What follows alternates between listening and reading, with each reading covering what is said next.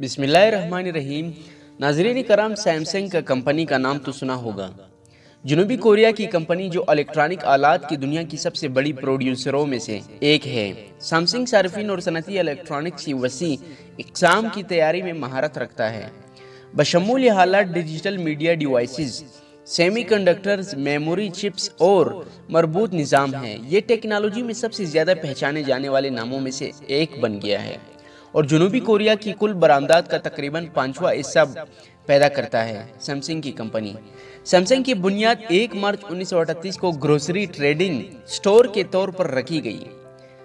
لی بیونگ چل اس نے اپنا کاروبار تائیگو کوریا میں شروع کیا، شہر اور اس کے آس پاس تیار ہونے والے نوڈلز اور دیگر اشیاء کی تجارت کی اور انہیں چین اور اس کے صوبوں کو برآمد کیا۔ کمپنی کا نام سامسنگ کورین زبان سے 3 ستاروں کے لیے آیا۔ کوریا کی جنگ کے بعد لی نے اپنے کاروبار کو ٹیکسٹائل میں بڑھایا اور کوریا میں سب سے بڑی اونی مل کھولی۔ اس نے جنگ کے بعد اپنے ملک کو خود کو دوبارہ تیار کرنے میں مدد کرنے کے مقصد کے ساتھ صنعت کاری پر بہت زیادہ توجہ مرکوز کی۔ اس عرصے کے دوران اس کے کاروبار کو کوریا کی حکومت کی طرف سے اپنائی گئی نئی تحفظ پسند پالیسیوں سے فائدہ ہوا، جس کا مقصد بڑے گھریلو گروہوں کی مدد، انہیں مسابقت سے بچا کرنا تھا اور انہیں آسان فنانسنگ فراہم کر کے 1950 کی دہائی کے آخر میں کمپنی نے کوریا کے 3 بڑے تجارتی بینکوں کے ساتھ ساتھ ایک انشورنس کمپنی اور فرموں کو حاصل کر لیا جو سیمنٹ اور کھاد بناتی ہے۔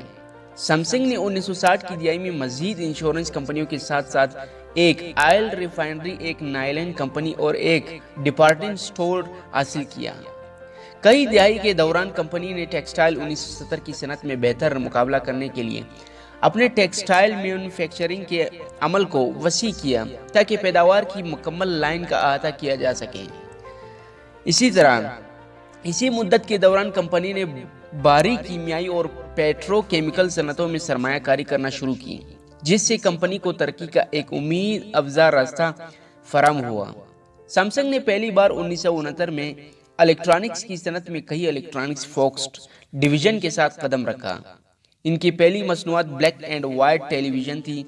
1970 کی دہائی کے دوران کمپنی نے گھریلو الیکٹرانکس مصنوعات کو بیرون ملک برآمد کرنا شروع کیا۔ اس وقت سیمسنگ پہلے ہی کوریا میں ایک بڑا صنعت کار تھا اور اس نے کوریا سیمی کنڈکٹر میں 50% حصہ حاصل کر لیا تھا۔ کئی دہائی کے آخر اور 80 کی دہائی کے 1970 اوائل میں سیمسنگ کے ٹیکنالوجی کے کاروبار میں تیزی سے دیکھنے میں آئی۔ الگ الگ سیمی کنڈکٹر اور الیکٹرانکس شاخیں قائم کی گئی اور 1978 میں ایک ایروا اسپیس ڈویژن اب بنایا گیا ہے تاکہ کاروبار کی نظام کی ترقی کی بڑھتی ہوئی ضرورت کو پورا کیا جا سکے۔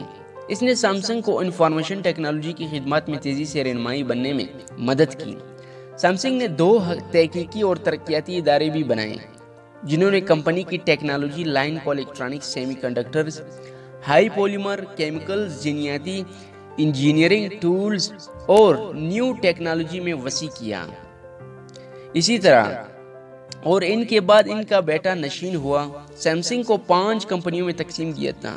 الیکٹرانکس لی کن قیادت میں رہی اور باقی 4 کمپنیاں چل کے دوسرے بیٹے اور بیٹیاں چلا رہے تھے۔